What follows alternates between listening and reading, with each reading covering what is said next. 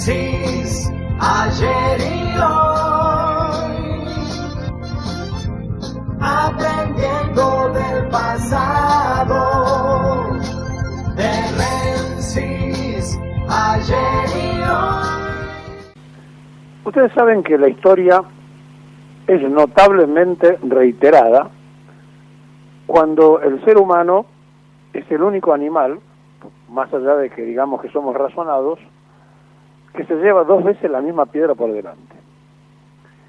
Hace mucho tiempo, en Caseros, Urquiza ponía fin a un grito nacional de Juan Manuel de Rosas y los federales, y la Argentina pasaba a ser un país unitario con una proyección del liberalismo notable.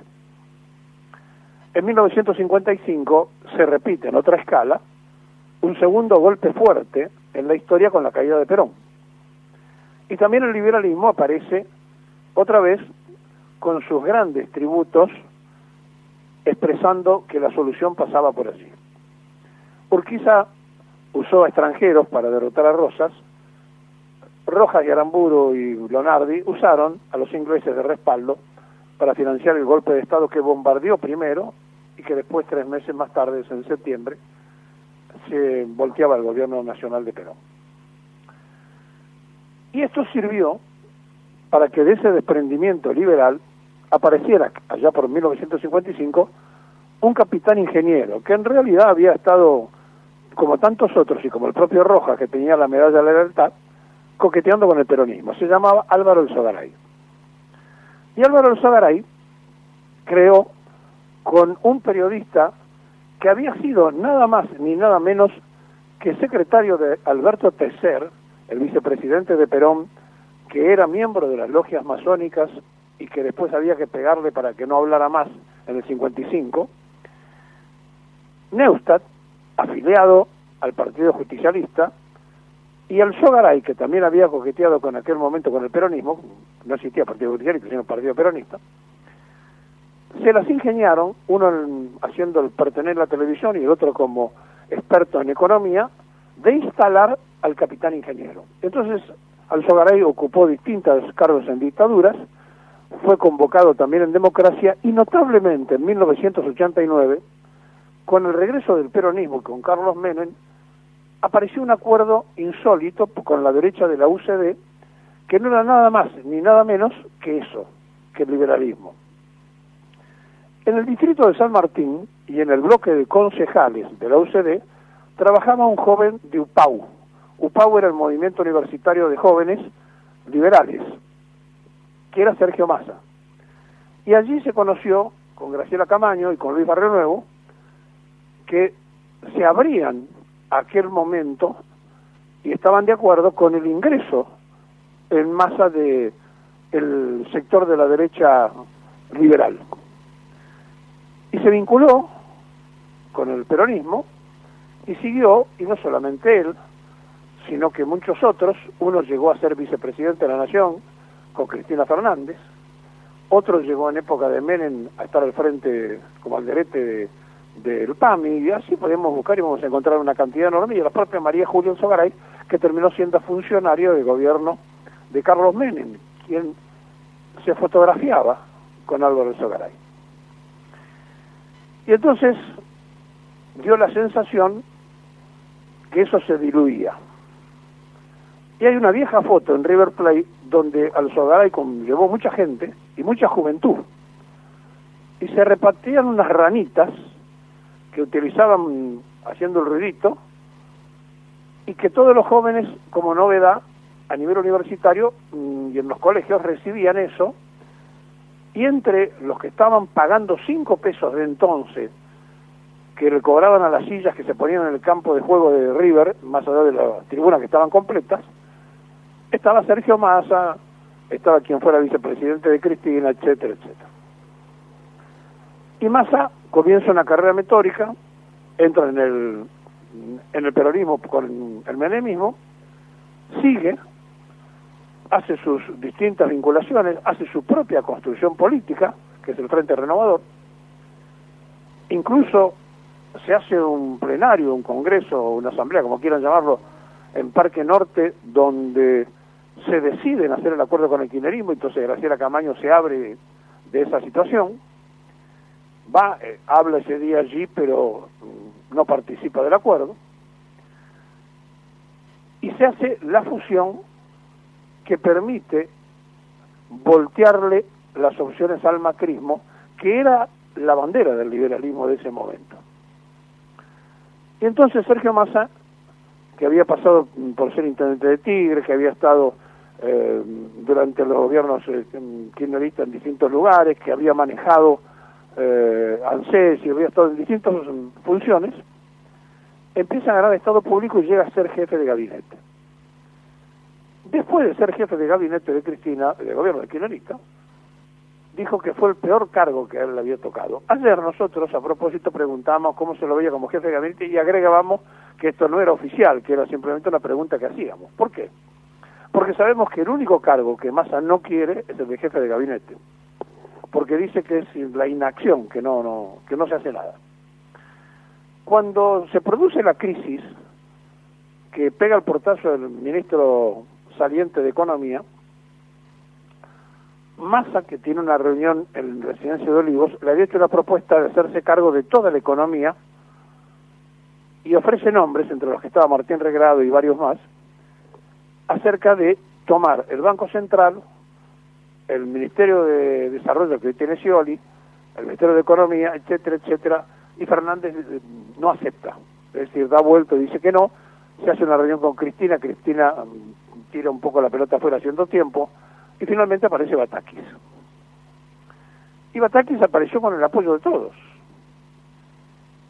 Y ahora, ante una situación difícil, la gente de Massa, que ya tuvo su propio plenario, que le exigía romper con el Frente de Todos, y Massa dijo, ¿cómo vamos a romper? Le dicen, bueno, pero no vas a tener ninguna oportunidad de ser presidente, porque cuando lo van a ver a él para hacer el acuerdo con Cristina, y el que lo convence es Alberto Fernández, que quería ser el jefe de la campaña de Massa,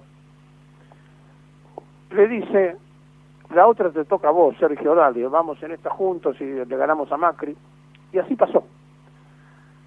Pero Sergio Massa se empezó a dar cuenta que cada día está más lejos el presidente de la República con el Frente de Todos si no hay un golpe de timón. Entonces dice, me juego todo o nada, o soy el salvador con mi grupo y mi equipo, o tampoco, aunque me quede afuera, no voy a tener chance de poder ganar las elecciones. Y entonces vuelve a insistir y le dice, en el viaje que hacen junto con el presidente de Estados Unidos, mira, yo estoy de acuerdo en aceptar, pero me tenés que dar libertad y un poder absoluto.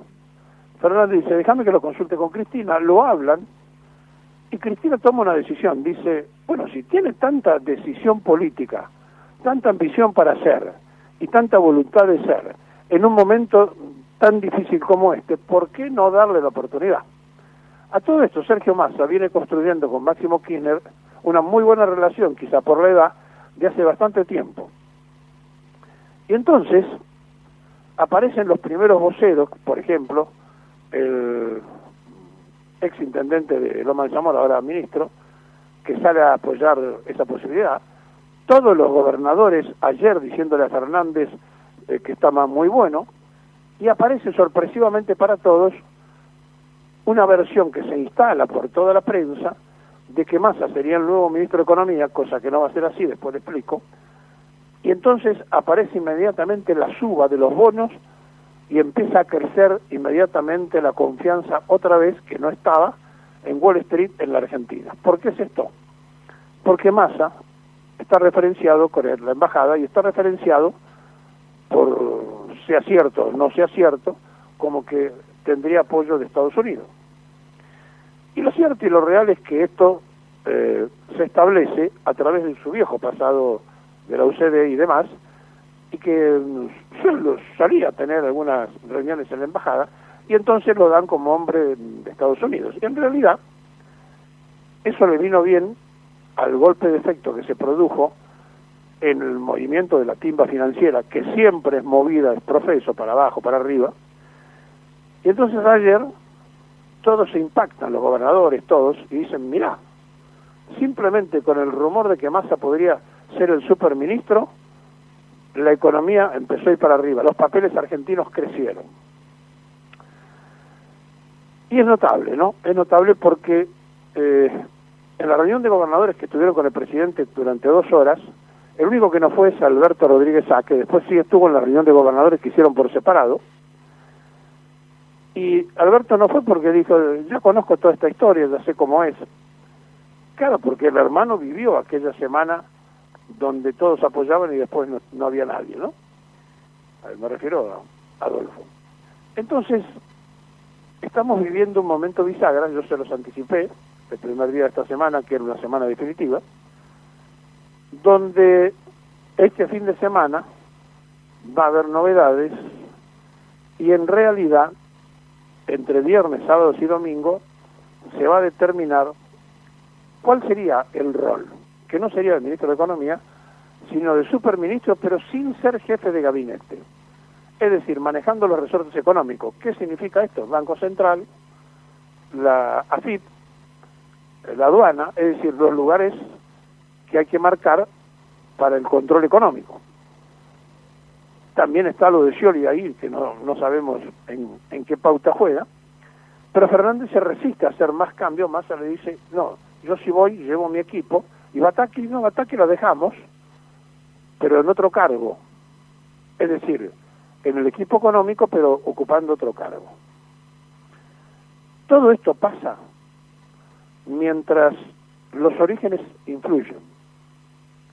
Y entonces aparece Infobae, que es el vocero de los gusanos de Miami, pero además que tiene aceitadas relaciones con Israel, la embajada de Israel, con el Mossad y con la embajada norteamericana, ponderando por un lado la posibilidad de Massa, y por el otro lado ayer diciendo que en 2 horas iba a dar una primicia mundial, y la primicia mundial es que hoy ponen el nombre de un supuesto libanés que se inmoló en la embajada de Israel, con el nombre, apellido, currículum y demás, como si fuera un hallazgo periodístico, pero en realidad no es un hallazgo periodístico, sino es una repetición del compromiso que tiene desde hace mucho tiempo Infobae, desde que nació, cuando arregló con los gusanos de Miami y con Más Canosa todo lo que iba a ser la vida de este muchacho, que por entonces, ¿sabe qué era? Uno de los productores de Bernardo Neustadt, el que sentaba a Alberto Garay para escuchar hablar del liberalismo. Bueno, lo cierto es que a esta altura de cómo está todo, los rumores van y vienen, pero Sergio Massa se dio cuenta que o se zambulle para tratar de arreglar el problema o tampoco llega a presidente, porque tampoco llegaría ni siquiera a ser candidato si se incendian las naves antes de llegar a puerto. Así que todo está cocinado, veremos si se termina y se sirve en la mesa el fin de semana, y si aparecen los títulos que digan Sergio Tomás Massa, el superhombre que vino a salvar la patria.